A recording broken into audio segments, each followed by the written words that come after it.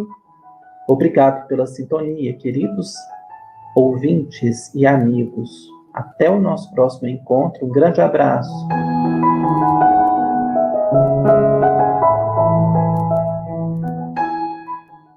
Você acompanhou na Web Rádio Fraternidade o programa Refletindo com Jerônimo Mendonça.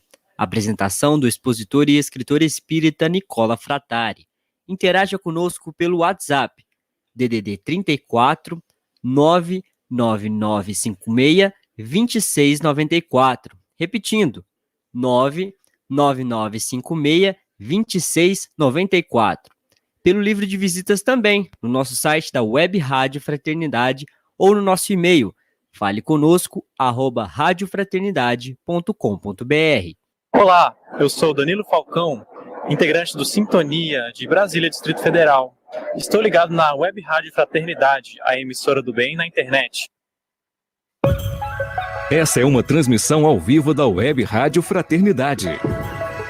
Muito bem, boa noite a vocês, ouvintes da emissora do bem, sintonizados conosco, acompanhando aí a programação que a gente interrompe agora, porque já a gente vai ter o Pinga Fogo, quinta parte, com o nosso querido amigo Jorge Elahá. Jorge, boa noite para você. Espera aí, Jorge, espera aí. Espera aí, seu microfone tá fechado aí, Jorge. Aí, agora vai. Boa noite, Rubens, e boa noite para todos aqueles que nos assistem pela Web Rádio Fraternidade. É um prazer enorme estarmos novamente aqui nessa atividade tão importante para o nosso conhecimento. Então, olha só, a gente vai começar daqui a pouquinho, 8 horas da noite, mas eu queria fazer um convite muito bacana para você. A gente já mostrou isso que a gente vai mostrar agora, que é como se fosse uma preparação para a gente ir para o Pinga Fogo com o Jorge Elahá. Vai funcionar como que se fosse uma prece.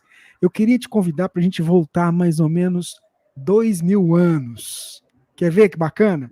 É aqui na emissora do bem, mas também para você que está aí espalhado pelo Brasil, pelo mundo, acompanhando a gente pelas redes sociais, Facebook, YouTube, enfim, aonde você estiver. Olha que viagem bacana que a gente vai fazer agora.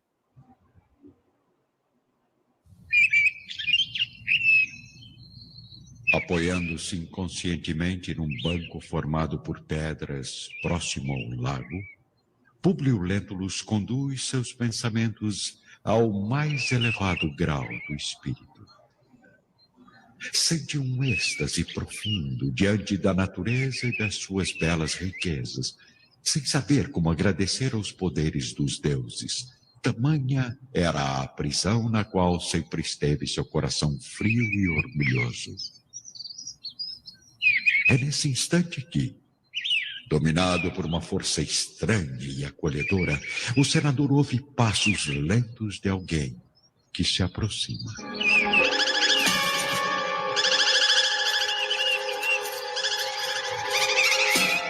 Quem está aí? Diante do olhar ansioso de Públio, vemos uma imagem inconfundível e única. Um homem ainda moço que transmite nos olhos uma beleza suave e misericordiosa. Seus cabelos são longos e sedosos, contornando o rosto delicado com fios de luz levemente dourada.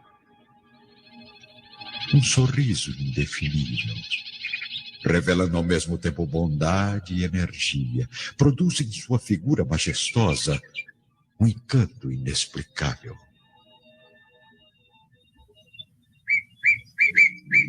Senador, por que me procuras?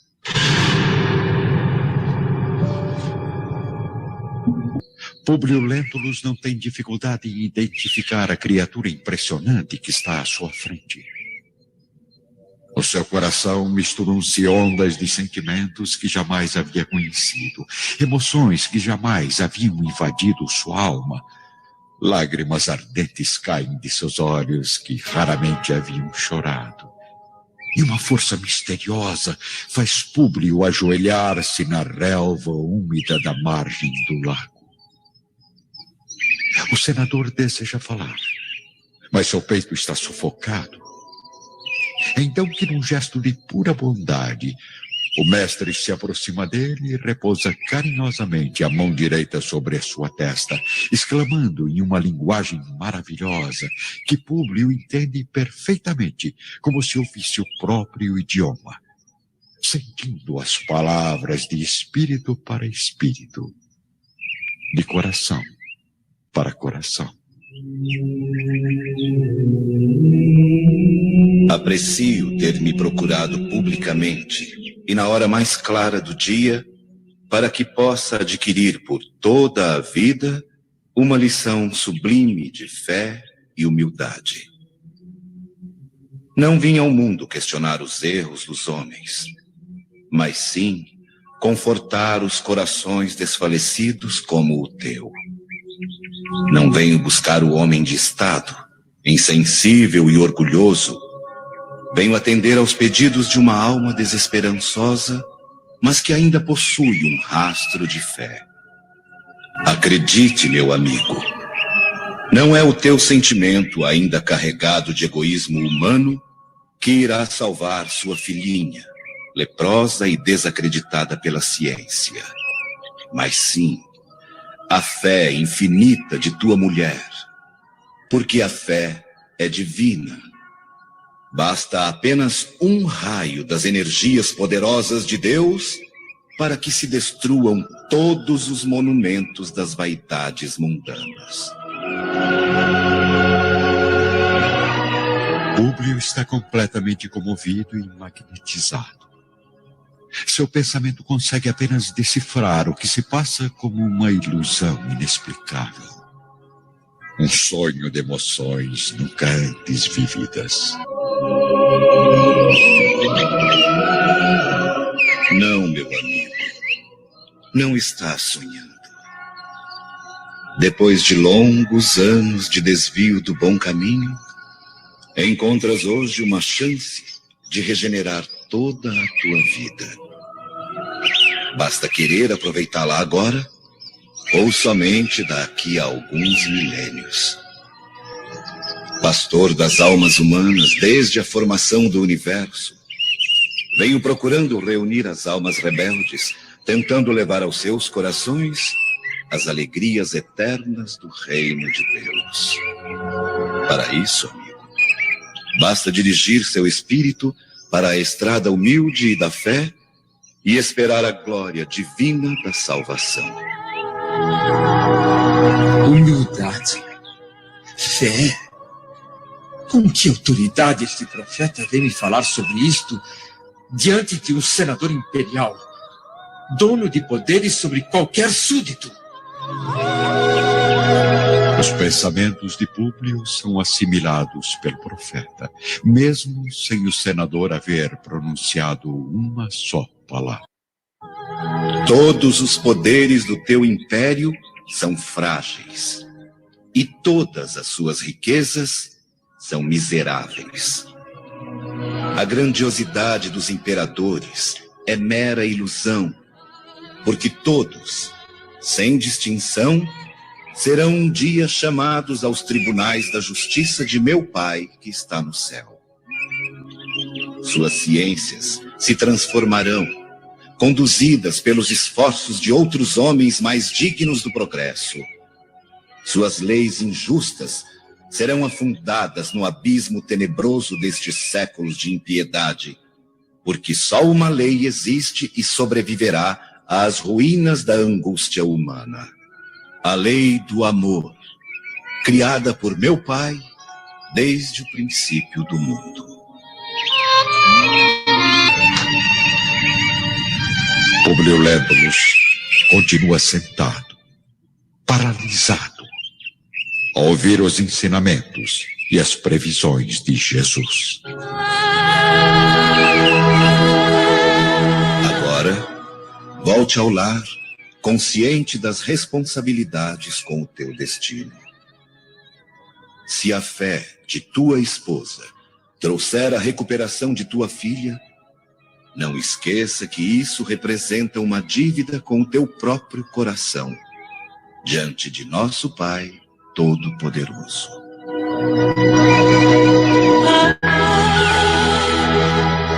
O senador quer falar, mas a voz está presa na garganta, na alma repleta de comoção e sentimentos profundos.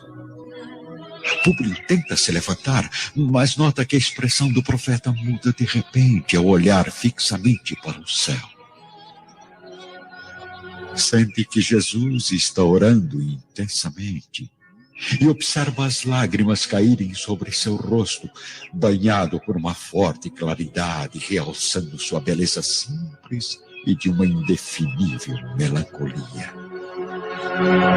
Neste instante, uma rápida escuridão interrompe a visão do senador que desperta rapidamente, completamente estarrecido.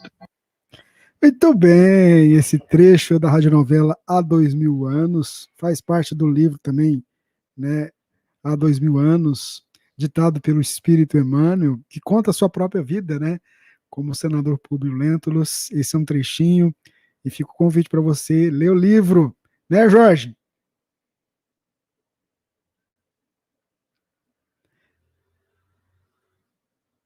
Você tem, é muito bom, né, Jorge? Com certeza. Eu estava até aqui perdido, ouvindo, e estava procurando no livro, acompanhando a leitura para poder ver se eu conseguia tirar a sequência do texto. Mas é muito bonito, né? Muito bacana. E a gente está querendo convidar você que está aí conosco, está chegando agora, a gente está com um estudo com o Saulo César dos romances de Emmanuel, todo sábado, de 10 ao meio-dia. E no último sábado ele trouxe para a gente justamente um seminário sobre essa obra, 2000 anos, sábado que vem, 50 anos depois. Todas as informações estão lá no site da radiofraternidade.com.br. É com alegria que nós começamos agora, nesse instante, 20 horas e 1 minuto, com o nosso querido amigo Jorge Alahá, lá em Porto Velho, a 5ª edição do nosso Pinga Folk, que está muito gostoso. Jorge Alahá, um querido amigo nosso, se dispôs a estar aqui semanalmente com a gente, conversando sobre dúvidas e as temáticas à luz da doutrina espírita. Como a gente tem feito sempre, o Jorge sempre começa com uma pequena reflexão, e aí a gente abre para perguntas. A gente vai colocar aqui o telefone para você mandar a sua pergunta. Você pode também mandar ela aí pelo chatzinho do YouTube ou também pelo Facebook. Jorge, é com você agora, meu amigo.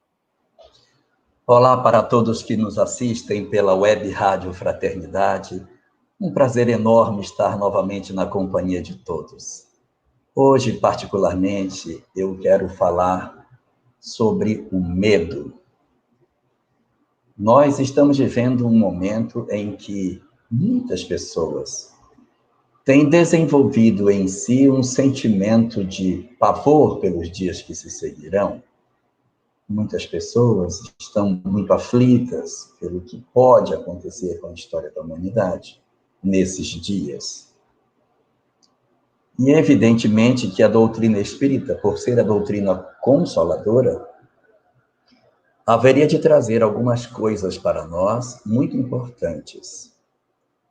A primeira coisa que a doutrina espírita nos traz, que nos ajuda a compreender esse momento que nós estamos passando, é o entendimento de que, ao contrário do que certamente a nossa sociedade costuma defender, os fenômenos que ocorrem na nossa sociedade, e mais especificamente esses de caráter global e de tanto impacto, eles não se dão por obra do acaso. Nós não estamos sujeitos à fatalidade do acaso para esses fenômenos que estão acontecendo em nosso derredor. A bem da verdade, conforme asseveram as obras espíritas, que são assinadas pelos espíritos, aqueles que estão do lado de lá, e, portanto, enxergando a vida por um ângulo mais largo do que o nosso, esses espíritos é que aparecem, trazendo notícias para nos dizer: não temam, não temam.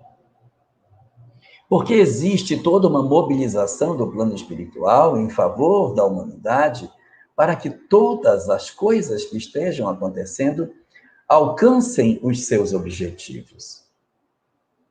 É certo que quando nós olhamos as questões apenas pelo lado material da vida, nós temos uma tendência de termos uma sensação de que tudo está perdido e que, de repente, nós caminhamos para o nada.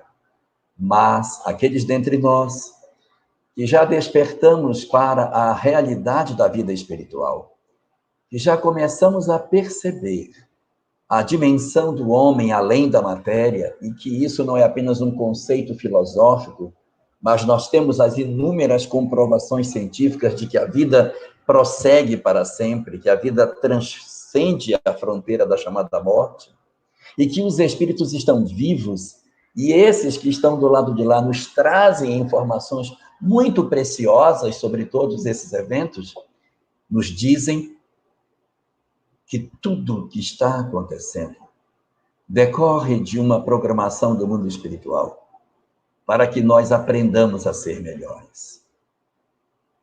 Evidentemente que Deus possui inúmeras formas de educar os seus filhos. Nós temos inúmeros outros instrumentos de educação para as nossas vidas. A grande questão é saber se nós estamos dispostos a exercer o nosso processo educativo através desses mecanismos que Deus nos encaminha para que nós aprendamos o caminho da felicidade. Nós temos inúmeras portas para crescer. Esta é apenas uma a mais das inúmeras das quais Deus dispõe para apresentar a todos nós o caminho para a felicidade. Então, não há de ter em nós o sentimento de desamparo, de desamor, de abandono, de que a Terra está caminhando para o caos sem que ninguém controle nada. Nós, humanidade, já enfrentamos tantos outros desafios anteriormente, tantos outros, até mais sérios, até mais graves, como as guerras, de violência incomparável.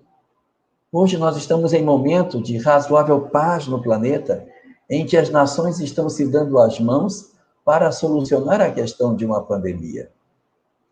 O objetivo de tudo isso é descobrir quanto de amor já existe dentro de nós. O quanto nós já temos de amor dentro das nossas almas. Amor em que sentido? O primeiro deles é o amor a Deus. O quanto nós já despertamos para a percepção de que Deus, que nos ama profundamente e que nos dá sempre o que é melhor, está cuidando de nós. É preciso que nós tenhamos essa força para que a gente suplante esse momento de crise que estamos passando e que a nossa fé se demonstre maior de que todas as fragilidades que a nossa sociedade acumulou em função do materialismo infeliz que ela cultivou durante tantos séculos. É esse materialismo que nos empurra na direção da sensação do abandono. É esse materialismo que nos coloca medo. É esse materialismo que nos afasta da percepção de que Deus, o Senhor de todas as coisas, que criou tudo quanto existe e que nos vela cuidadosamente, também nos assiste nesse momento. Então, essa é a primeira grande coisa que a gente precisa fazer. A descoberta dessa conexão com Deus que, de certa maneira, nós perdemos. A segunda é nós não nos fecharmos no nosso egoísmo. Nós não esquecermos dos outros que também sofrem. E demonstrarmos que somos capazes de, apesar das nossas dificuldades, termos ainda capacidade para lembrar daqueles que também sofrem, para cuidarmos dos outros que vivem em nosso derredor. Esse é o segundo amor que a gente precisa ter.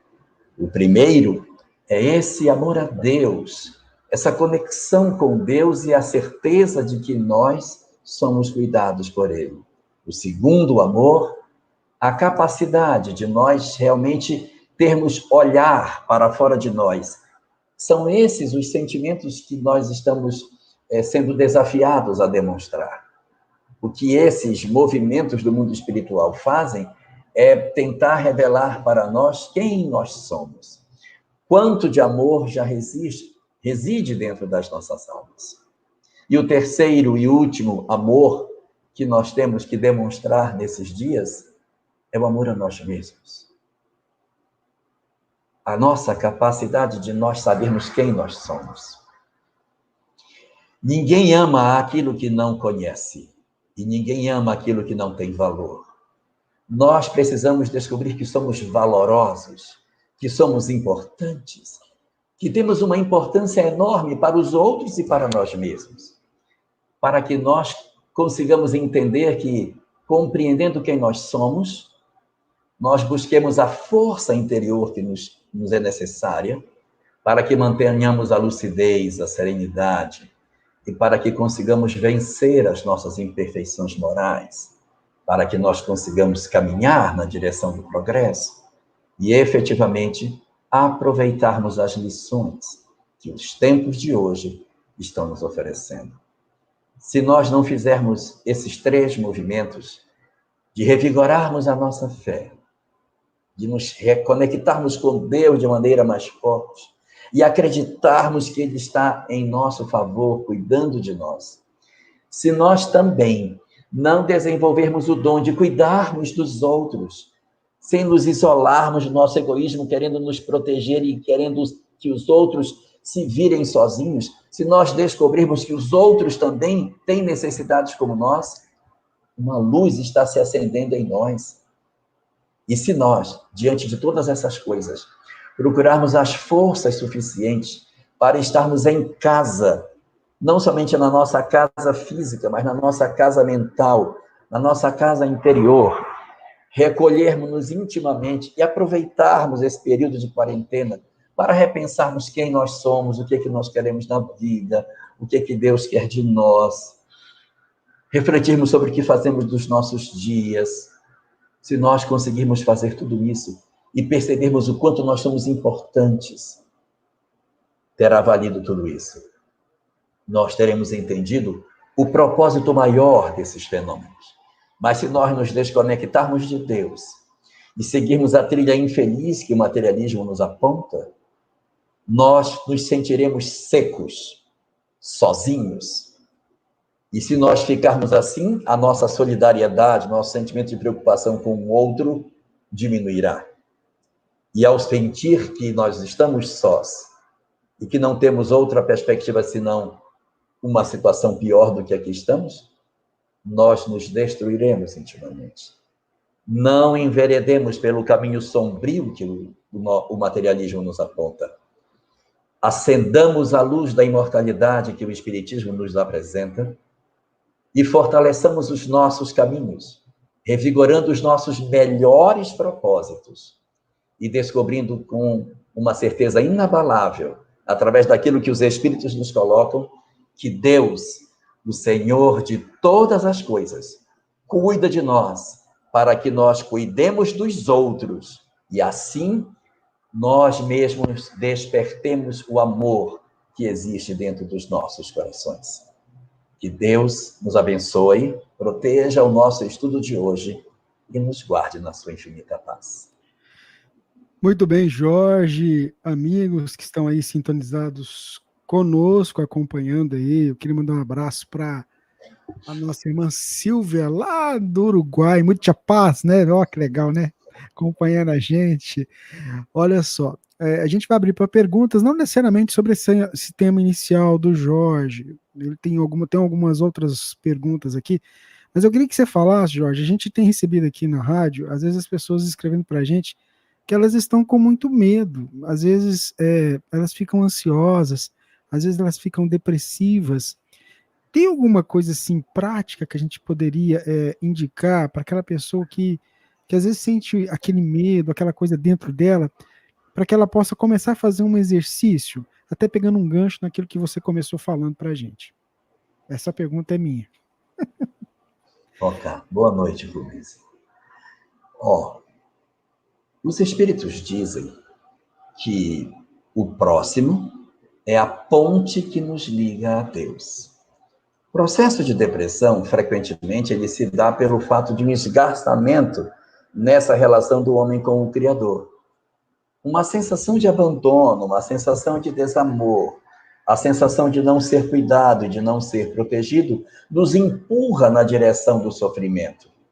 Então, a depressão, ela costuma ser exatamente um processo de estiolamento da fé, Nós vamos perdendo o dom de acreditar que somos protegidos, de acreditar que alguém nos cuida. Então, para que a gente consiga resgatar essa questão da nossa integridade emocional e da nossa saúde emocional, nós precisamos primeiro cuidar da fé. Nós temos que cuidar da fé para que o fortalecimento da fé nos ajude a superar a hora grave. Só que fé não é uma coisa que você compre na esquina. Não tenho como sair e dizer, eu estou sem fé, eu vou procurar fé. A gente não tem como ter uma forma de alcançar a fé. Mas os Espíritos dizem que o próximo é a ponte que nos liga a Deus. E no livro Entre Irmãos de Outras Terras, há uma mensagem que diz que a caridade que a gente faz, ela é muito importante para o desenvolvimento da fé. Porque diz assim, a fé é o galardão, ou seja, a recompensa, que Deus reserva a todos aqueles que se credenciam na obra do bem. O que ele quer dizer com isso? Que se você faz o bem, a consequência da feitura do bem é o crescimento da fé. Mas como que isso funciona? É porque quando a gente se isola, quando a gente se fecha em si mesmo, nós vamos cortando os fios invisíveis que nos conectam com o mundo espiritual. Nós vamos perdendo a conexão com o divino, com o sagrado, com aqueles que nos tutelam. E quando a gente vai perdendo esses canais, nós vamos nos sentindo mais sozinhos. É como se a gente fosse bloqueando. É como se fosse uma fisioterapia que você vai deixando de mexer o braço, ele vai atrofiando. Então, se eu paro de fazer as coisas pelo outro, eu automaticamente vou perdendo a fé. Como que isso funciona? É porque quando eu faço o bem, quando eu ajudo alguém, eu sinto uma emoção dentro de mim, um sentimento tão positivo de me sentir útil, de me sentir capaz de ajudar, que esse sentimento de me sentir útil, de me sentir capaz, ele promove dentro de mim uma emoção que abre os meus canais espirituais. E o prazer de ser útil sintoniza com os bons espíritos. E aquela sintonia se entrelaça na nossa mente de maneira forte, de tal sorte que você, sem palavras para definir, se sente protegido, se sente guardado, se sente amado. É uma consequência natural, como ocorre o reverso da medalha. Se eu me fecho, digo, cada um que se vire, cada um que dê seu jeito, e eu me isolo no meu eu, essas conexões elas vão perdendo força, e eu vou ficando cada vez mais mergulhado no meu próprio mundo. Em síntese, quando a gente quer sair da depressão, é muito importante que nós saiamos do nosso casulo, do local que a gente se escondeu, que a gente se guardou com medo do mundo. Nós precisamos sair. Nesse sentido, a família é muito importante para ajudar a gente a sair do buraco. Não é muito fácil sair. A gente tem muito medo. A gente, quando está em depressão, você tem medo de ir no supermercado, você tem medo de ver pessoas, você fica muito assustado, todo mundo mete medo de tudo, você chora. Então, você precisa ter alguém que te ampare para você poder fazer esse retorno para o mundo exterior que a gente tem aqui fora. Então, nesse sentido, é muito importante que a gente faça algo pelo outro. O que significa dizer que, para que a gente consiga ter fé, para que eu consiga sair da depressão, eu preciso melhorar a minha fé. E eu melhoro a minha fé cuidando do outro. Aí a gente tem que fazer o quê? Sair da escuridão. Ter contato com as pessoas, fazer algo de útil, descobrir que nós somos úteis. A descoberta de que eu sou útil move os nossos sentimentos mais profundos. E isso ajuda muito que a gente consiga se levantar. Mas se nós ficarmos isolados, vai ser muito difícil. Então, como você pede uma dica prática, a dica prática é que a gente faça alguma coisa pelo outro, para que a gente liberte a nossa alma que está presa. Nós precisamos salvar as nossas almas que estão cativas dentro da depressão. Então, a melhor forma de salvar aquele que está ali é fazendo algo pelo outro, é fazendo a caridade, porque fora da caridade não há salvação. Muito bem, Jorge Elahá. Tem uma pergunta aqui muito interessante. O José Luiz Moreira Freire, pelo YouTube, pergunta. De Goiôerê. É, o pessoal te segue, né? Olha só, essa indiferença que muitos estão demonstrando com a pandemia, mesmo diante de tantas evidências, seria um atestado da falta de amor próprio ou ignorância mesmo? José Luiz. Aí eu tem que perguntar Boa isso para um pergunta. psicólogo, né? Eu também acho. A gente, na verdade, a gente não pode esquecer. Vou dar a resposta pela ótica da doutrina espírita. Os psicólogos certamente têm as suas respostas, os políticos também têm a deles. Eu vou dar a resposta da doutrina espírita. Nós não podemos esquecer que nesses momentos de muita crise existe um processo de perturbação espiritual muito grande. E na hora que a gente vive esses fenômenos, se abate sobre a humanidade um pensamento perturbador coletivo, em que as pessoas entram numa onda de tristeza, numa onda de pessimismo, numa onda de desamor. Por quê? Porque nós estamos vivendo um fenômeno que as pessoas começam a pensar, esse pensamento se irradia, forma uma espécie de uma onda mental, entidades desencarnadas se somam a essa onda mental dos encarnados e vira um dínamo de pensamento, de negativismo, que vai contaminando as mentes mais frágeis. E quando a gente se dá conta, nós temos uma quantidade grande de pessoas sob a influência dos espíritos. E aí quero fazer um particular, que a influência dos espíritos, ela não significa dizer que tem um espírito plantado do seu lado, sugerindo no seu ouvido aquilo. A influência dos espíritos, ela se dá de forma direta, que é essa no qual uma entidade muito mais próxima irradia para você um pensamento e você coleta. E a outra é um modelo de influência espiritual de forma mais coletiva, em que uma massa de pensamento de ódio, um pensamento de desamor, um pensamento de medo, um pensamento de vingança que toma conta de uma coletividade, ele atrai espíritos e aquilo fica imantado daquela mesma energia e as pessoas que entram naquele circuito sentem aquelas vibrações e acabam se contaminando.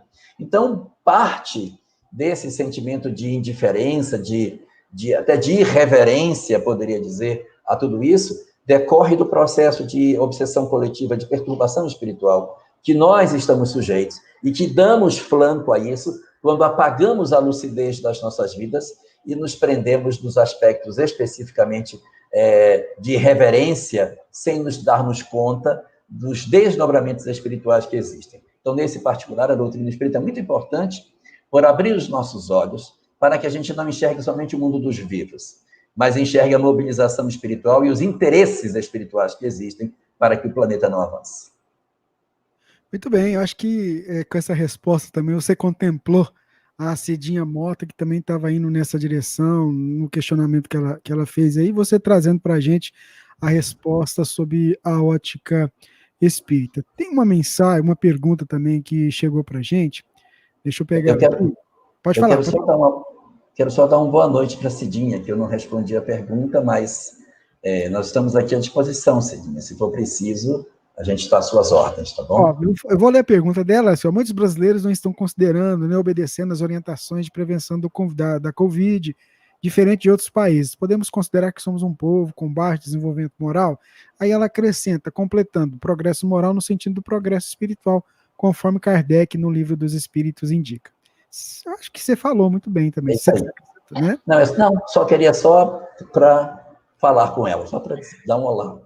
Tá certo. Olá, dado. Viu, Cidinha? Com um olá para todo mundo que tá aí acompanhando a gente. A gente vai ficar um programa inteiro só dando olá, viu, Jorge Alahá? Muita gente aqui, ó. Bacana, isso é bom. Pinga Fogo bom é assim, com as pessoas participando e tudo mais. O nosso amigo, o Paulo, lá de Conchal, São Paulo, pergunta o seguinte: olha só, ele disse que não está podendo acompanhar ao vivo, mas vai acompanhar depois. Ele quer saber qual que é a opinião sua sobre a questão da eutanásia em animais. Boa noite, Paulo. Boa noite, Daniel de Conchal. Boa noite para vocês. O que move a doutrina espírita para trabalhar a questão da eutanásia no sentido de defesa da vida é em função dos propósitos superiores que nós temos durante o nosso processo de encarnação. Então, toda vez que nós encarnamos, nós temos uma programação a cumprir.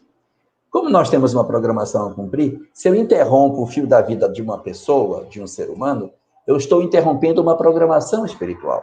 E, de repente, minutos finais podem ser essenciais para a pedida de um perdão, para que você refaça a sua vida, ou às vezes você acha que vai desencarnar e nem vai, porque o médico diz, olha, ele está desenganado, isso aí não tem mais jeito. Então, a gente, às vezes, se precipita e toma decisões equivocadas e interrompe o fio da vida do ser humano, promovendo com isso uma alteração na programação espiritual que lhe estava prevista. Animais são diferentes. Por quê?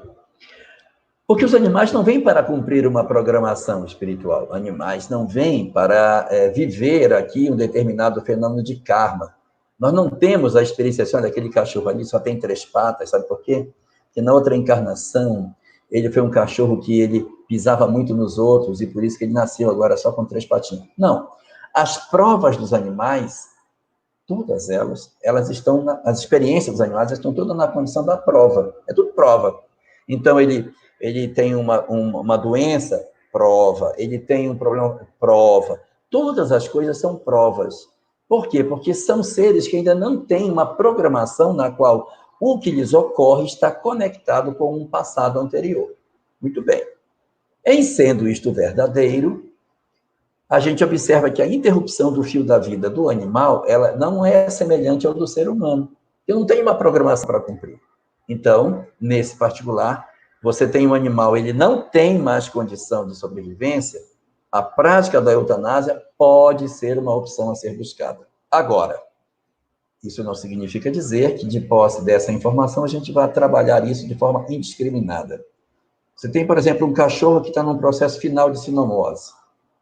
Já não existe mais, você já tentou todos os medicamentos, o cachorro não reage, mas não reage mais. E ele só uiva, está tendo convulsões, a medicina não possui recurso para restabelecimento da saúde dele, e ele não tem mais nenhuma possibilidade de recuperação da sua saúde. Então, nessas horas que você tem ali, esse cachorro vai viver 1 dia, 2 dias a mais, aí você, por um ato de misericórdia, você vai lá e faz uma eutanásia. Nesse sentido, importa utilizar um médico, para que não se utilize de métodos cruéis. Mas se faça de maneira que ela seja um processo com o menos sofrimento possível para o animal. Mas é uma forma que se tem, só que isso, volto a dizer, não vale para o ser humano, porque ele possui uma programação espiritual e esse fenômeno está restrito apenas àqueles que possuem livre-arbítrio. Muito bem, Jorge. Ela tem uns recadinhos aí muito bacanas. Não dá para mostrar todos, mas essa daí a Chiquinha, nossa querida amiga lá de Atlanta, né? Acho que é isso mesmo, lá dos Estados Unidos. Mandando saudações para você. Vamos lá, mais uma pergunta. Olá, Chiquinha. Boa noite para você. Boa noite para todos aí em Atlanta. Deixa-me ver uma coisa aqui. O Marcelo Trajan, lá de São José do Rio Preto, fez uma pergunta muito interessante, que ele fala assim: Jorge, boa noite, gratidão que você tem nos proporcionado e o aprendizado nesses pinga-fogos. Como proceder para atender somente os médiuns ostensivos, pois nesse momento do isolamento estamos passando por dias e noites de terror, mesmo com a prática do evangelho no lar e vigiando incessantemente os pensamentos. Seria prudente receber uma quantidade pequena de trabalhadores na casa espírita, mantendo a distância necessária para evitar qualquer tipo de contaminação, utilizando todos os equipamentos exigidos? Todas as igrejas protestantes estão abrindo para receber os seus adeptos a orarem individualmente. A pergunta do Marcelo. A questão aí, Marcelo, ela se reveste de uma atenção com relação à questão de saúde. Ela não chega a ser uma pergunta doutrinária, ela é mais uma pergunta de epidemiologia, porque até onde nós nos preservaríamos se nós fizéssemos isso? A orientação do Movimento Espírita Nacional, a orientação que a gente tem ouvido tanto da FEB como das federativas estaduais, é pela suspensão das reuniões em função de evitar o contágio, né? De evitar o contágio. Eu reconheço que a gente tem dificuldade, principalmente os médiuns ostensivos, que têm uma passividade extremamente aflorada, a dificuldade para conseguir se fazer isso, né? Então, dificulta para que se constitua esse tipo de situação. Eu já vi alguns grupos fazerem uma solução, que não vou dizer que seja uma solução de caráter geral, tá? Mas já vi alguns grupos, em função das circunstâncias, estarem adotando a seguinte coisa: eles pegam 3 pessoas, 3, e vai para casa, e faz a reunião, os 3 só. O grupo é maior, não vai todo mundo, só vai aqueles que estão péssimos. Só que eles têm feito isso, mas essa decisão não tem sido a orientação que a gente tem colhido das federativas, mas falo isso porque, pela prática, tenho observado alguns grupos que fazem. O grupo é grande, o grupo tem 12 pessoas, tem 15, não vai todo mundo, mas é 3. E ali vai, reúne afastados, fazem a reunião afastada e acabou, vai todo mundo embora. Uma forma de tentar não aglomerar pessoas, não descumprir a legislação e até, de certa maneira, atender alguns indivíduos que possam estar muito perturbados com essa questão. Mas é sempre importante dizer, o ideal é que a gente não faça, mas se tiver que fazer, que a gente tome as precauções, um grupo mínimo reduzido possível, e guardando as distâncias que tem que ser feito, tá?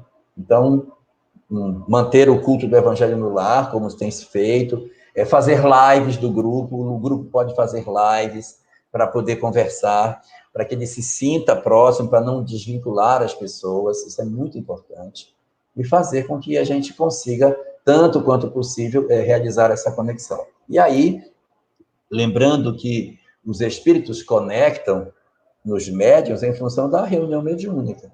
Como não vai haver a reunião, não há necessidade de conexão. Então, quando essa conexão está acontecendo, a gente tem que ficar antenado, porque, de repente, ela está muito mais em função das nossas características do que propriamente do trabalho a realizar.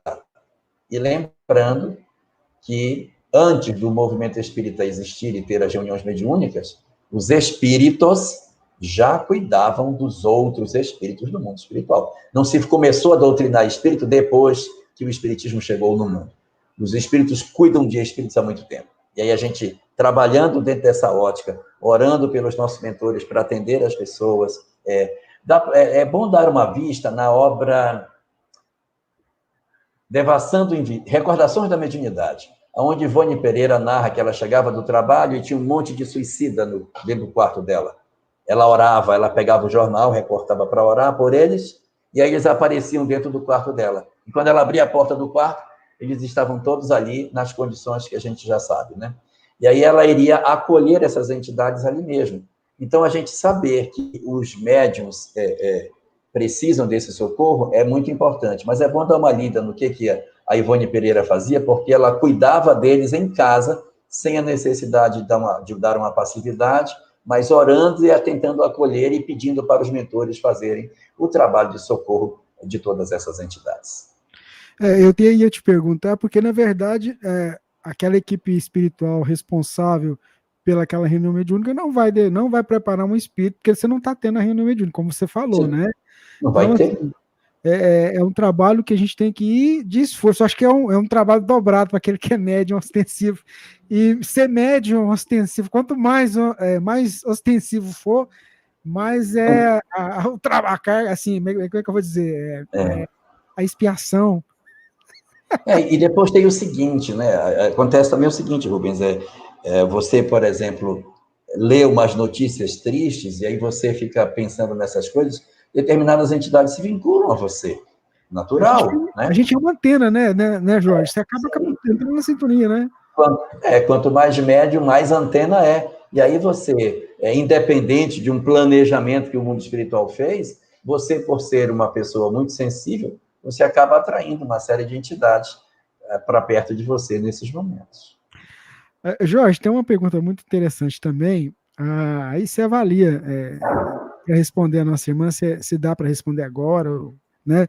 A nossa irmã Astrogilda, lá de Irecê, na Bahia, pergunta assim, ó: qual a sua opinião para a teoria da beleza em obras póstumas, na parte que fala sobre o negro?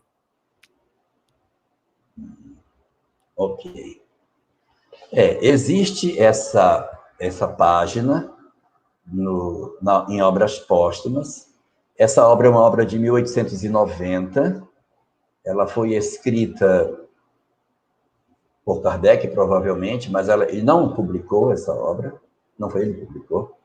Tanto que ela só foi a lume muitos anos depois da sua desencarnação. E a razão pela qual ela não foi publicada é porque, de repente, páginas que estavam ali dentro acabaram não se tornando páginas que ele consideraria que deveria publicar. Então, é como, por exemplo, um autor que escreve uma série de textos e diz assim, isso aqui eu não vou publicar. Aí depois alguém vem, pega tudo que ele não publicou e publica. E aí estão ideias ainda não constituídas. Publica em nome dele, né?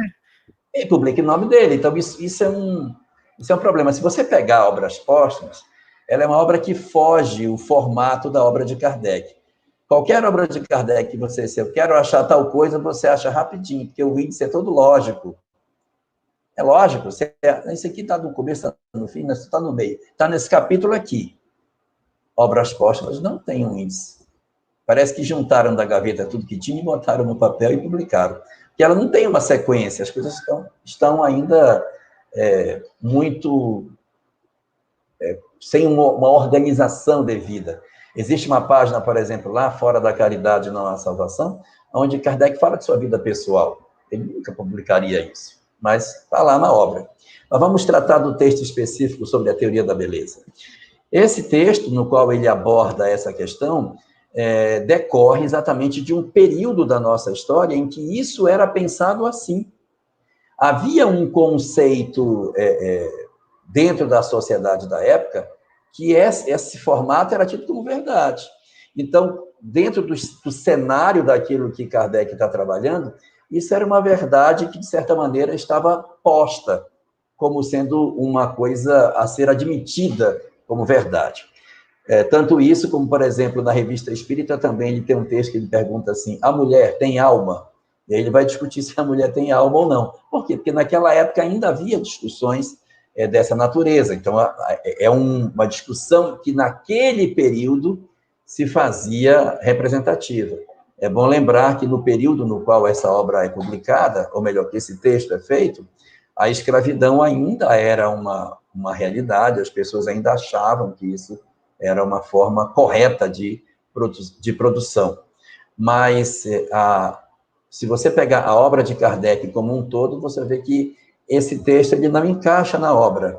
Tanto que, em alguns questionamentos que já foram feitos até via judicial para que isso fosse reanalisado, a própria FEB, que detém os direitos autorais da obra de Kardec, ela apresentou mostrando que, no conjunto da obra, não cabe esse raciocínio. Então, isso aí acaba sendo um elemento solto dentro da história, que não condiz com a estrutura do pensamento do codificador. Se você for pegar aquilo que o codificador apresentava, não tem coerência com aquilo que está colocado nesse ponto da obra. Então, é só uma questão temporal, que evidentemente não se consolidou, isso não é um ponto que se abraça dentro da doutrina espírita, muito pelo contrário, tudo mais dentro da doutrina aponta no sentido diverso desse daí. Ô, Jorge, tem uma pergunta da Cássia pelo YouTube. Ela pergunta assim: se você poderia falar sobre as doenças autoimunes, como lúpus, à luz da doutrina espírita. As doenças autoimunes, elas são resultado exatamente de um processo que não está nesta encarnação, eles são fenômenos anteriores, são fenômenos de autopunição.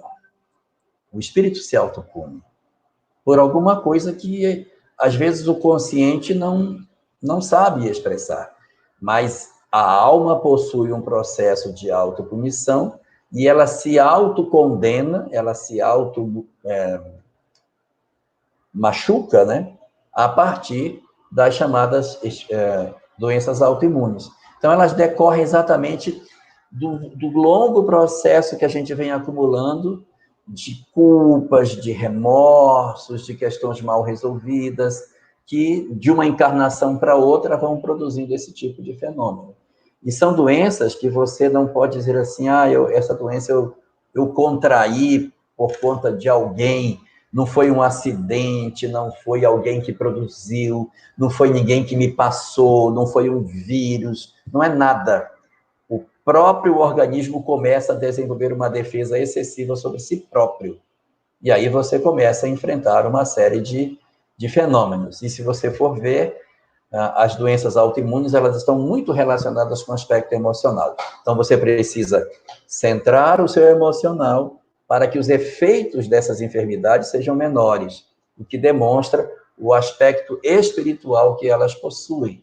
Porque à medida que o indivíduo vai se equilibrando emocionalmente, que ele vai se asserenando por dentro, ele vai tendo uma tendência de trabalhar com mais serenidade sobre as causas desses fenômenos e a representação física da doença nos indivíduos acaba ficando menor pela possibilidade que ele pode ter de controle de todos esses fenômenos. O que nem por isso deixa de ser fenômenos dolorosos, muito difíceis. Alguns são até dolorosos fisicamente, nas dores que produzem, nas juntas, nas limitações que vão fazendo, das múltiplas internações que são resultado dessas doenças, né? E até, às vezes, o próprio óbito. Então, eu não estou com isso minimizando a dor que elas representam, mas que a gente faça um trabalho de auto-perdão, que a gente busque o entendimento de nós próprios, libertação das nossas culpas, dos nossos medos, faça um mergulho dentro de si mesmo, para que a gente consiga minorar os efeitos dessas doenças, e conseguir com isso ter um avanço mais efetivo da nossa saúde integral, considerando os nossos aspectos emocionais, espirituais e físicos. Jorge, tem uma questão que chegou para a gente aqui na rádio, não necessariamente aqui para esse momento, mas eu queria contar com a sua ajuda para a gente depois formular uma resposta para essa pessoa, para ela ter uma luz no fim do túnel. Olha o seguinte, ó. A nossa ouvinte pediu para não se identificar, ela tem uma convivência com uma pessoa que apresenta alguns desequilíbrios. E aí ela pergunta, o que fazer quando a pessoa tem vidência, ouve até comandos de pular na frente de carros, ela professa uma fé evangélica, está indo no psiquiatra e tomando vários remédios calmantes, e ela fala assim, olha, são visões horríveis, né? E ele ela informa ainda que ele tem um problema mental desde criança, né? Então ela queria uma luz para poder ver o que poderia ser feito para ajudar. Ela fala também que quando essa pessoa era criança, a mãe dizia que ela era doido, que, né, teve dificuldade de aprendizagem. Então eu queria que você me ajudasse a equipe da Web Rádio Fraternidade, para a gente dar também uma resposta para a nossa ouvinte. Pelo que eu entendi, a enfermidade está no outro, não é nela. Quem quer se jogar na frente do carro é o outro. É o outro, é um amigo, é um conhecido dela, né? Okay. Que ela tem uma experiência de convivência e que tem essas dificuldades. Ela não é espírita, essa amiga dela, né? Essa pessoa que escreveu, ela é espírita, mas a pessoa que está com problema, não. Não é o marido? Não é marido. É um parente, mas não tem um grau de parentesco. Ok. Bom, a primeira coisa a ser feita é reconhecer que existe uma enfermidade. E um grave problema que tem na questão da saúde mental em família é a gente não querer reconhecer que a pessoa tem problema. Não, ele é assim só. Não, esse é o jeitinho dele. Mas esse jeitinho dele pode não ser só um jeitinho. Ele pode agasalhar dentro de si uma síndrome, um problema, algum tipo de desconforto da área emocional, da área psicológica, que precisa ser visto de maneira clara. Então, a primeira coisa a ser feita, e aí eu vou dividir em dois aspectos. Se você mora com essa pessoa particularmente, você vai precisar de apoio também. Você precisa de apoio, porque senão você não vai segurar essa barra. Você precisa se apoiar. E se essa pessoa não mora com você, se é um primo, um irmão, ou uma pessoa que tem outra casa e mora separado, você precisa juntar força com outras pessoas. Não é uma tarefa para se fazer sozinho. Não é que a gente não dê conta, é porque a gente cansa. Às vezes você dá até conta, não, eu vou levar no médico, vou conversar e tal, mas é ano após ano, é muito esforço. Então, você precisa ter alguém para dividir essa carga. E aí, contar com um apoio psicológico para você é muito importante para que você consiga superar isso. E contar com um apoio físico de outras pessoas, outros parentes, os parentes da pessoa que você está querendo ajudar, para que todo mundo se junte para tentar colaborar no restabelecimento emocional dessa pessoa que está doente. Então, esse é o primeiro ponto. Reconhecer que existe uma enfermidade, existe, e procurar um suporte para ela. Que suporte? Psicológico para você, apoio de pessoas para você e tratar o indivíduo. Para tratar o indivíduo, o primeiro canal é o psicólogo. Por quê? É o psicólogo que vai ouvir a pessoa e saber se ele precisa ou não ser encaminhado para o pessoal que atende na área psiquiátrica, o psiquiatra particularmente. Aí você vai me dizer, mas eu não tenho dinheiro para pagar um psicólogo. Vá no CAPES. Procure um psicólogo no CAPES. E essa pessoa, ela já está em tratamento psiquiátrico. Ótimo. Então, se ela já está... Ótimo. Então, melhor ainda. Se você já tem a pessoa em tratamento psiquiátrico, a gente tem que dizer para ela. Você não pode esconder da pessoa que ela precisa de ajuda. Você não pode ficar assim... Assuma que... Acho que não. Fulano, você não pode fazer isso. Nós estamos cuidando de você. Não deixe remédio solto. A pessoa toma. Então, você administra, você vai ter que cuidar igual você cuida de uma criança. Você vai ter que ter uma medicação que, inclusive, vai ajudar a conter certos ímpetos que essa pessoa pode ter. E aí, você vai trabalhar o psicólogo, que vai fazer esse atendimento, o psiquiatra, que vai oferecer o remédio necessário, e a questão da fé. Se essa moça, essa pessoa, tem uma fé que não é uma fé espírita, ótimo. Ela tem uma fé, excelente. O pior é quando não tem fé. Mas se ela tem uma fé, vá com ela na fé que ela tem, visite junto, fortaleça com que ela procure a fé, para que ela se fortaleça nisso, que ela se engaje, que ela crie forças, para que ela consiga caminhar. E nesse particular, a família, não só a pessoa que está fazendo a pergunta, mas a família precisa participar disso. Doenças na área mental, elas não são problemas só do indivíduo. Essas doenças, elas são problemas da família.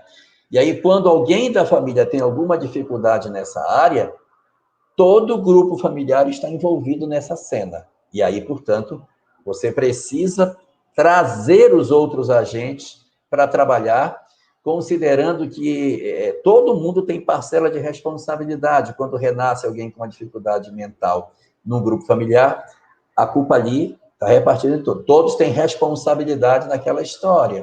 Não dá para ninguém se retirar, não. Todo mundo faz parte da cena e todo mundo vai ter que dar o seu contributo, uns mais, outros menos, de acordo com as características, mas você precisa trazer a família.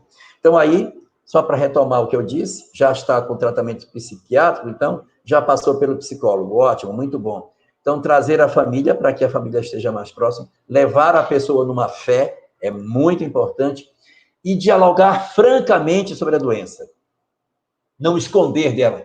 Fulano, você tem uma dificuldade e abrir o jogo, porque se você for tratar nas costas dela, as coisas não vão bem. Se a pessoa está muito esquisita, querendo se jogar debaixo de carro, tem que abrir o jogo, sentar e dizer, olha, você não pode fazer isso, você não está legal, a gente vai impedir que você faça isso. Você não vai poder fazer. E aí, assumir, igual você faz com criança, assumir o comando dessa pessoa como se tivesse um tutor, um curador, para tomar conta desse indivíduo, para que ele consiga acertar mais no curso do tempo que a gente ainda tem. Muito bem, Jorge. Manda um abraço, vê se você consegue enxergar aí. Vamos. Além Paraíba, Minas Gerais. O Antônio Olá, Marcos. Antônio. Uma boa noite para todos vocês aí em Além Paraíba. Um abraço para todos. Ah, Jorge, são muitas perguntas que vão chegando, tá gostoso esse. Eu tô adorando fazer esse pinga-fogo. Olha só, a Rose pergunta o seguinte, ó. Como o Espiritismo explica o ponto da Bíblia onde diz: transformou a água em vinho e multiplicou os pães? Dá um seminário. Isso está no capítulo 15 e capítulo 16 da Gênese. Kardec escreveu uma obra que ela, na verdade, são 3 obras numa obra só. E é a Gênese, o caráter da revelação espírita, a Gênese e os milagres e as predições. E aí, nessa última parte da Gênese, dos milagres e as predições, ele analisa os milagres. Inclusive, ele analisa esse milagre, chamado o milagre da água e do vinho, e é o milagre da multiplicação dos pães. Bom, a análise que Kardec faz lá é que é uma alteração química. Você pega a água e você faz uma composição nela, alterando, colocando carbono e as pontes de oxigênio, de hidrogênio, para poder compor um álcool etílico daquela água, se altera a composição e aquilo se transforma num vinho que você oferece para as pessoas. Então, do ponto de vista técnico, seria uma alteração, uma transubstanciação. Você tem uma substância e você transforma essa substância em outra, alterando os elementos químicos que estão dentro dela. Você promove uma reação química e essa reação química pode fazer esse tipo de coisa. Isso é como Kardec apresenta. Há pessoas que dizem, não, é uma ilusão que foi produzida. Assim como na questão da multiplicação dos pães, foi uma ilusão, não houve uma alimentação real e tal. Mas, por exemplo, na parte da multiplicação dos pães, nós temos uma evidência, porque ele pergunta para os discípulos, o que tens? Aí eles dizem, nós temos 5 pães e 2 peixes. E eram 5.000 pessoas. Aí ele pega os pães, ele vai partindo o pão, e o pão vai se partindo e as pessoas vão se alimentando e vai se multiplicando aquilo. E quando chega no final, o evangelista diz, e quando terminou, sobraram 12 cestos de pão. Não, se sobrou 12 cestos, não pode ter sido uma ilusão. A menos que o texto possa não ser exatamente o que aconteceu, alguém alterou o texto, mas a gente não está aqui para discutir a legitimidade do texto ou não, mas o texto diz que sobraram 12 cestos de pão. Então, se eram 5, não pode sobrar 12 cestos. O que indica que aquela transformação ela era real e objetiva. Esse milagre também está analisado por Kardec no mesmo capítulo da mesma obra, a Gênese. Eu chamaria, para ajudar a gente a interpretar esse fenômeno, uma pessoa que existiu no século XX e que produzia fenômenos impressionantes, que era Sai Baba. Sai Baba, que produzia as coisas com a mão, mexia com as mãos e as flores, as pétalas iam caindo das mãos dele, compunha matéria do nada. Ele tinha uma substância chamada vibhuti, que aquilo, como se fosse uma poeira dourada, um pó dourado, que ele fazia assim com a mão e o vibhuti ia caindo da mão dele. É um fenômeno típico de processo de aglutinação de matéria para transformação em outra. A vida de Sai Baba é cheia desses fenômenos, né? E o Cristo, evidentemente, também detinha essa faculdade de produzir essas materializações através das substâncias que estavam em seu derredor. Mas o mais importante de tudo isso é nós não nos prendermos nos aspectos dos milagres físicos de Jesus. Porque os milagres físicos que ele realizou não foram a melhor parte da sua vida. Os especialistas dizem que ele, em termos de ressurreição, ele fez 2 ressurreições extraordinárias. Uma foi a ressurreição de Lázaro, que estava 4 dias no sepulcro, segundo diz o evangelista João, e ele tirou Lázaro do sepulcro, e Lázaro voltou à vida. Há muitos que consideram esse, de todos os seus milagres, o mais extraordinário, a ressurreição mais incrível. Mas quando a gente analisa essas questões pelo lado da doutrina espírita, existe uma outra ressurreição mais forte do que a de Lázaro. É a ressurreição de Maria Madalena. Porque o que ele ressuscitou de Lázaro foi o corpo. E pouco tempo depois, o corpo de Lázaro voltou para o sepulcro e Lázaro experimentou a morte. Agora, se nós olharmos Madalena, ele não ressuscitou o corpo de Madalena. Ele ressuscitou uma alma que estava morta. E essa alma nunca mais voltou para a escuridão onde vivia. Então, esses são os milagres mais extraordinários. Aqueles que acendem vida dentro das nossas vidas. O milagre da multiplicação dos pães, dos peixes, da transformação de água em vinho, são fenômenos interessantes. Mas a mensagem de Jesus é que atesta que ele era o Messias. Esse é o ponto fundamental da sua passada na Terra. Não, na verdade, os fenômenos físicos que ele teria realizado. Porque outros homens também fizeram fenômenos físicos. Mas a transformação da humanidade, a mudança do pensamento da Terra como um todo, essa é a tarefa das almas extraordinárias. Então, sem desaconselhar que a gente estude essas questões, mas que a gente não deixe de estudar os aspectos comportamentais, educacionais, morais, que o Cristo deixou, que é esse que verdadeiramente nos liberta e nos leva para o mais alto. Muito bem, vamos para mais uma perguntinha aqui. Deixa eu pegar aqui, que eu acabei... Tá aqui, vamos lá. A Marta Almeida pergunta, é possível... Marta Almeida. Isso. É possível perder uma encarnação com uma única atitude advinda de uma má inclinação? Deu para você entender? Eu entendi. Beleza. Marta, perder uma encarnação é uma expressão extremamente forte, porque seria dizer que anulou tudo o que nós viemos fazer. E isso está fora de cogitação. Nós não vamos encontrar uma pessoa que tenha perdido a encarnação. Nós não conseguimos cumprir toda a programação, mas a gente acerta parte dela. E mesmo quando a gente erra, o caminho que a gente pega, que não era o previsto, tem lições novas.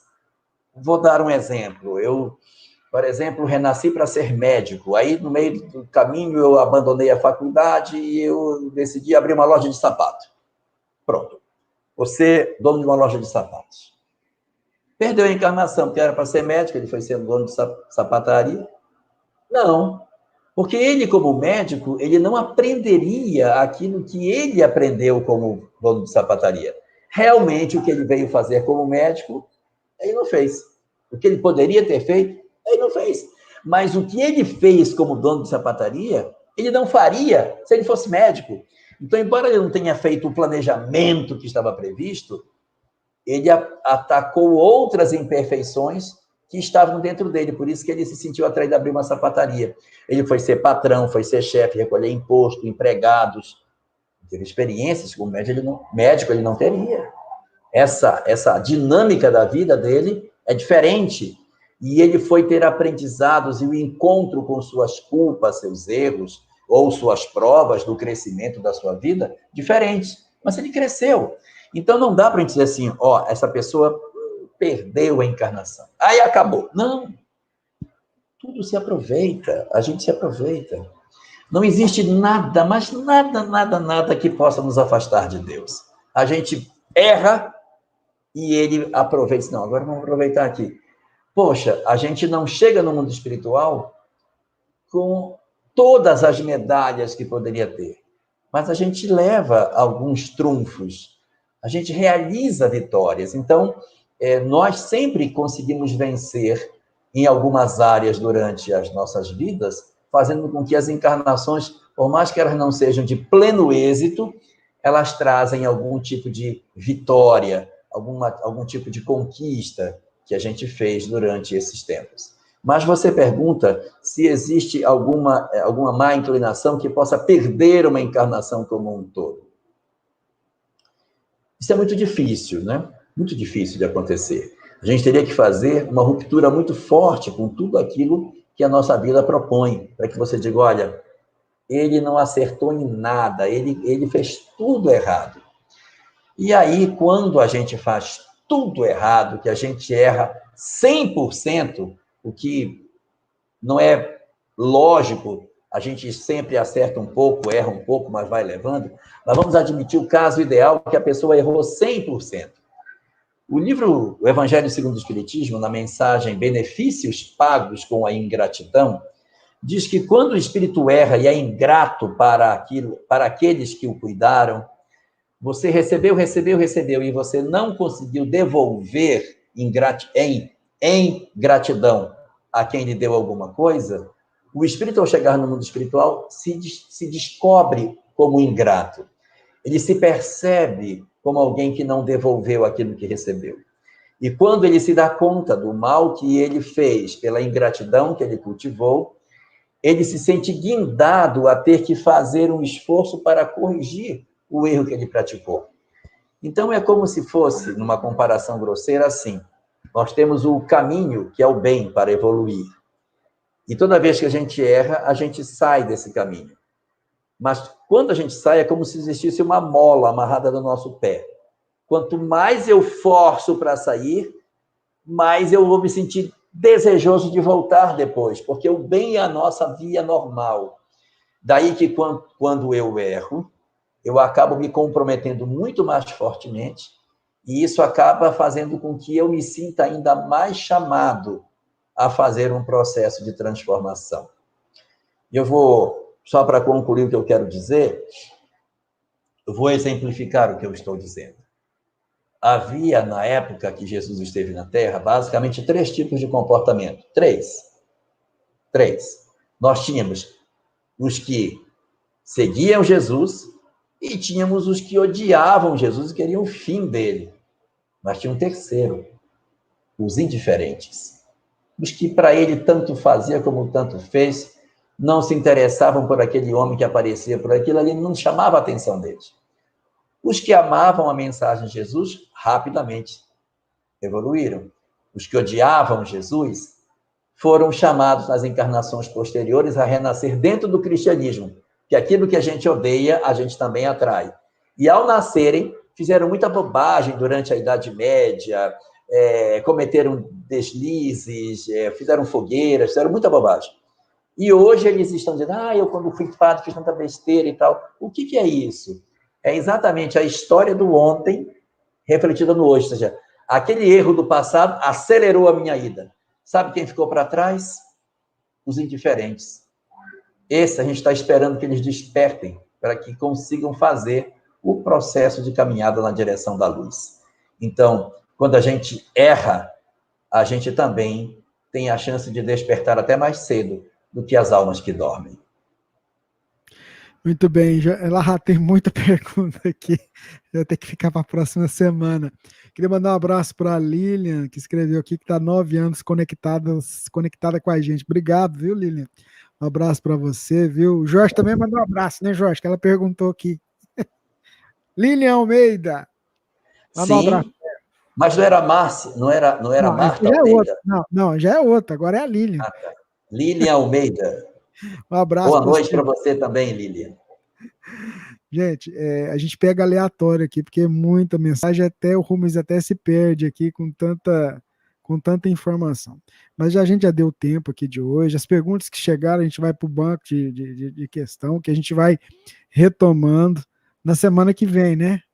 Eu preciso ser mais conciso, sabe? Não, mas tá bom. Eu acho que é importante, eu costumo brincar com o pessoal. O importante é que a gente não tem tempo de terminar. Mas eu acho que as colocações que foram feitas, não só nesse programa, mas nos outros, elas são interessantes, porque nos levam a pensar, entendeu? E eu acho que é assim mesmo, viu, Jorge? Tá muito bom. Semana que vem a gente tem mais, né? Tem mais. Se tiver que ter, tem. Eu tava assim, eu vou fazer a pergunta ao vivo para você, assim, porque aí você não foge. Não, eu queria até sugerir que você nem numerasse. Então eu vou parar. Bota só Pinga Fogo do dia tal, pronto. Isso, vamos parar. É porque eu pensei que ia ficar só no 1. Já estamos no 5º, né? Mas então, eu queria depois pra gente marcar uma palestra, porque pra gente falar de Maria Madalena, que eu acho que é bacana, sabe?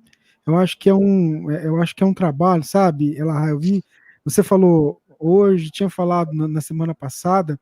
Depois vamos combinar aqui em off para você fazer uma palestra, porque eu acho que a gente tem tido necessidade de perceber a importância desse encontro dela e da recuperação desse espírito, do ponto de vista que dá uma indicação que nós também podemos fazer essa recuperação, né?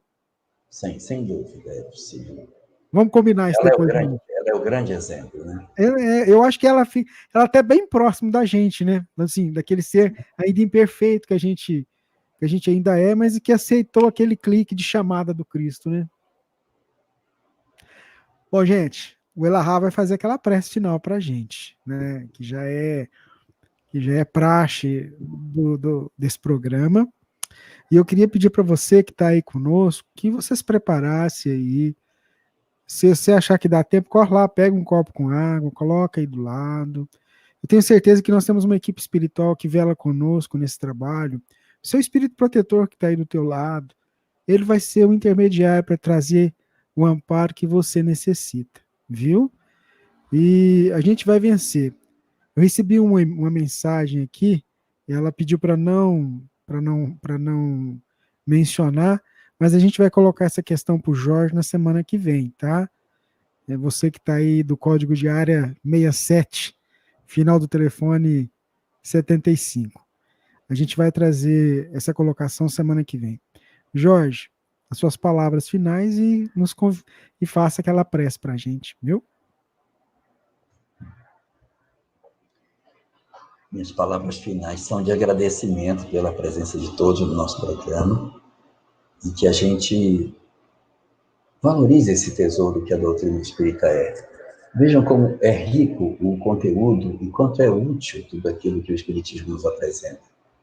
Que a gente não converta a doutrina espírita num acervo de saberes, mas que a gente faça dele efetivamente uma ferramenta de vida, que a gente consiga usar isso no nosso dia a dia, que isso não seja um conjunto de pensamentos filosóficos, uma coisa para o nosso cérebro, mas que seja efetivamente uma ferramenta útil para a nossa vida em família, para as nossas relações no trabalho e, fundamentalmente, para a gente entender nós próprios, para que a gente possa fazer o melhor uso possível do tempo que a gente tem.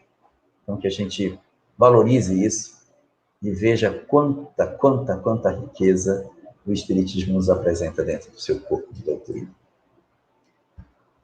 Vamos orar?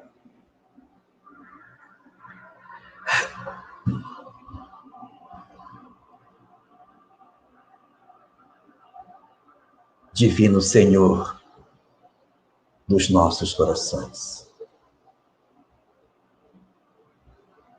preenche as nossas almas nesse momento, da paz que tu reservas aos corações que te servem, a fim de que o amor daqueles que te obedecem possam, de alguma forma, penetrar também as nossas almas, e assim, imbuídos do sentimento de paz que está reservado para os corações que já te conhecem e que entendem a tua lei, nós possamos, nesse momento, abandonar um pouco as nossas preocupações pessoais, os nossos dramas, as nossas lágrimas e as nossas dificuldades, para lembrarmos daqueles outros, Senhor, que nesta noite ignoram a imortalidade da alma, ignoram a transcendência da vida e o esplendor que nos aguarda para além da morte. Nos nossos dias, em que tantas famílias são assoladas pelo fenômeno da desencarnação inesperada, e que muitas pessoas soluçam a perda de seus entes queridos, e que os lares se revestem de luto, de tristeza, e muitas vezes de amargor, nós hoje queremos te pedir por todos eles. Que as tuas bênçãos e a tua misericórdia se derramem por sobre todos aqueles que partiram da terra nesses dias.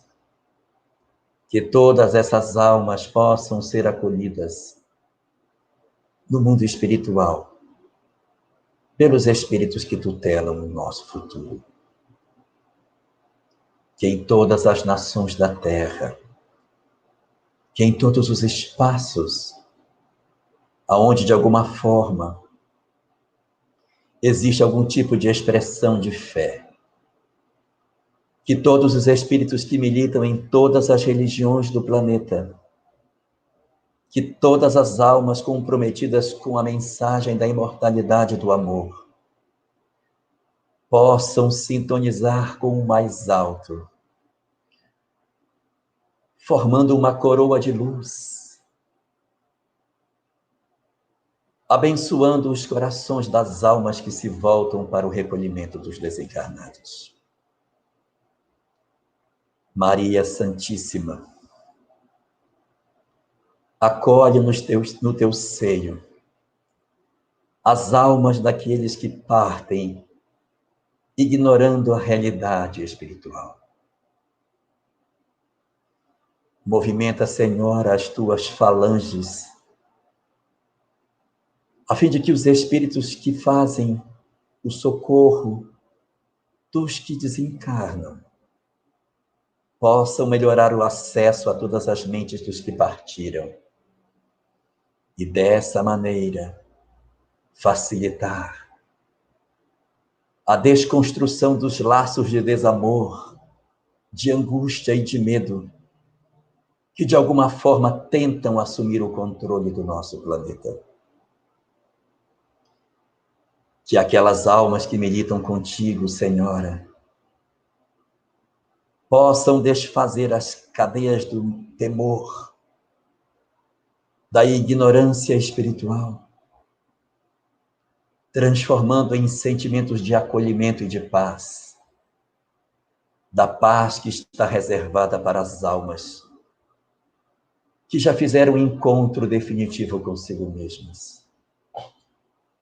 Assim, te pedimos, Senhora, que recolhas também esses teus filhos no teu seio de paz.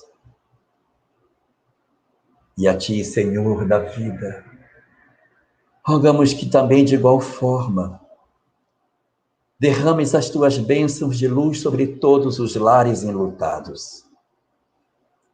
Que em todos os espaços, aonde alguém soluça por outro alguém que partiu,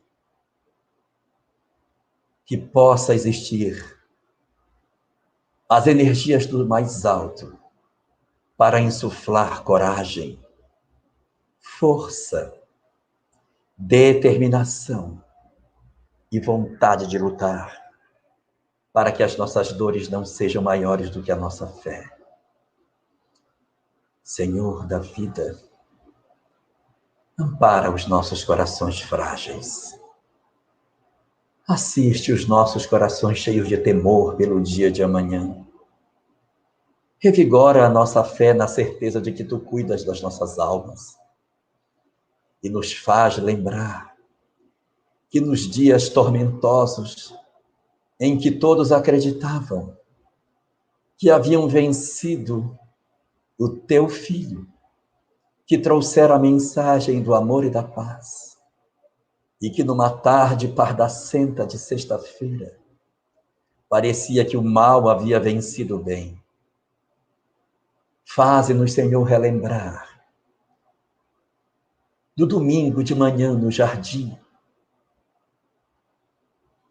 quando o nosso Senhor apareceu para nos trazer as mensagens da imortalidade e a certeza de que a vida continua. Que nós nos apoiemos em todos esses sentimentos, da força que promana de ti, da paz que podemos ter pelo socorro das almas que nos tutelam, e de toda a solicitude demonstrada por Jesus durante tantos anos, Senhor. Nos ajuda a perceber a mobilização dessas forças, para que te rendamos graças, Senhor. E que assim, nesta noite, possamos nos acolher nos braços, não somente teus, Senhor, mas nos braços de Maria, nos braços de Jesus. E que assim, envolvidos pela bênção que as energias desses Espíritos possam nos trazer, que os nossos corações se acalmem, que as nossas almas se asserenem e que nós nos sintamos, enfim, guardados sob o manto da tua paz e das tuas bênçãos inigualáveis. Que o teu amor abençoe-nos esta noite e que tu nos guardes sempre sob a tua infinita paz. Que assim seja. Obrigado, Jorge. Obrigado a você, internauta, que esteve com a gente aqui, ouvindo pela Rádio Fraternidade e também pelas redes sociais, no YouTube, no Facebook. Até semana que vem, meu amigo Jorge Alahá. Até semana que vem. Até segunda-feira. Que Deus nos abençoe. Assim seja. Continuem ligadinhos na emissora do bem, a nossa web rádio Fraternidade. Você está em sintonia com a Rádio Fraternidade, a emissora do bem na internet. 21h16. 21h16. Olá, amigos da Web Rádio Fraternidade, a emissora do bem.